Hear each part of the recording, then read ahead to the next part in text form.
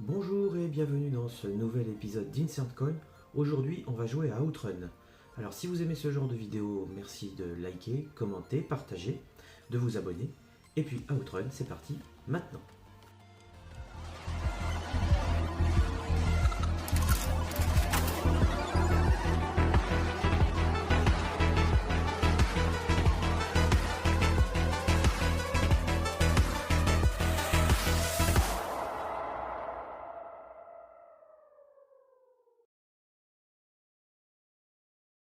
Outrun est sorti en 1986, a été développé et distribué par Sega. Il fait suite à Enduro Racer et puis à Hang-On, deux jeux de moto qui avaient eu un bon succès à cette époque-là, enfin un petit peu avant. Et puis il introduit deux nouvelles mécaniques, la mécanique de choisir sa musique, on avait le droit à trois musiques différentes, et puis la mécanique de choisir son parcours, puisque le parcours est formé de 5 tronçons, et à l'issue de chaque tronçon, on peut aller à droite ou à gauche, ce qui donne potentiellement 5 fins possibles, et puis il y avait des petites animations amusantes à la fin.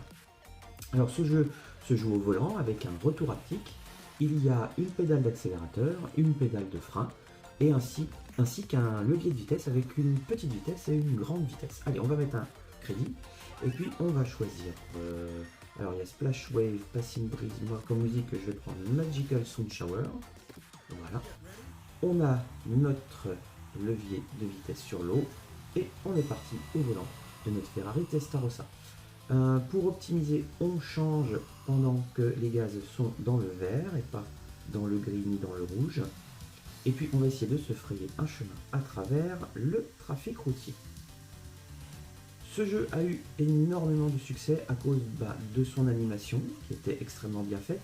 Ils avaient repris le système de Enduro Racer avec les bosses, et puis avec une musique bien sûr très entraînante, estivale, qui donnait un goût d'été à ce jeu, un goût de liberté.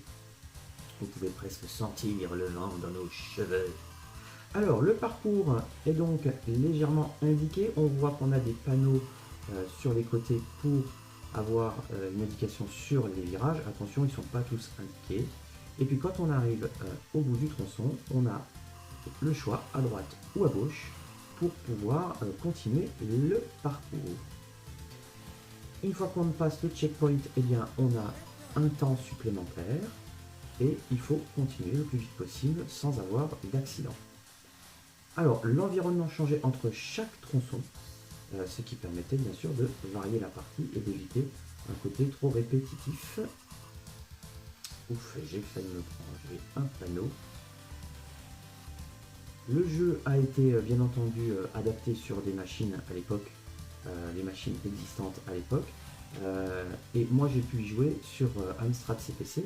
Alors à noter que le jeu était dépourvu de musique et elle était livrée sur une cassette audio à part. Donc il fallait se passer la musique pendant le jeu, pendant le jeu pour avoir un petit goût du jeu original. Et puis bien entendu, il n'y avait pas de fin particulière à part Congratulations.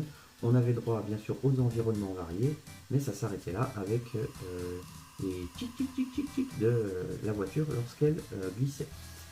Ce jeu a été bien entendu développé en borne d'arcade classique, il a été aussi développé en surdimensionné avec des cockpits et puis des cockpits qui vibraient et qui penchaient lors des virages. Aïe aïe aïe, là ça aurait, je me serais bien secoué. Ce jeu, quand je l'ai découvert, eh bien, c'était cette partie-là du jeu que j'ai vue en premier. C'était lors d'un retour au ski, après avoir rendu le matériel. Eh bien, il y avait un gars qui jouait dans le café dans lequel on s'était arrêté.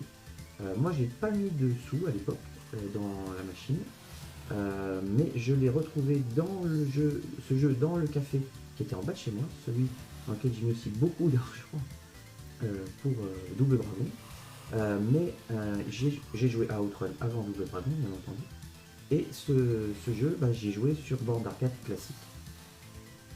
Alors bien entendu, les parties pouvaient être courtes si j'avais des accidents. Ils pouvaient être un peu plus longues si je n'en avais pas. Je vais essayer de vous emmener au 4e stage, ça devrait être faisable. Si je ne rentre pas dans une voiture, ouais, ça doit être 10 secondes, c'est faisable.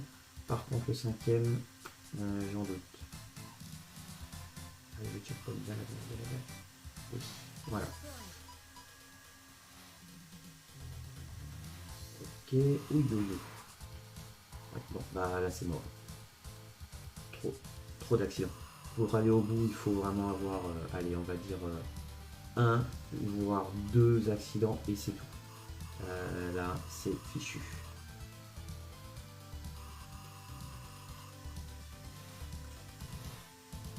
Alors, des fois, il valait mieux simplement relâcher la pédale d'accélérateur plutôt que freiner parce qu'on perdait vraiment trop de vitesse et on prenait trop de retard.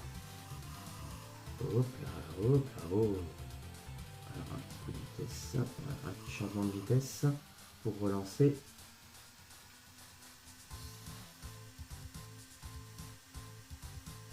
Alors, j'ai vu qu'il y a... Ouh là là, ouh là là, oh, il était pas indiqué celui-là.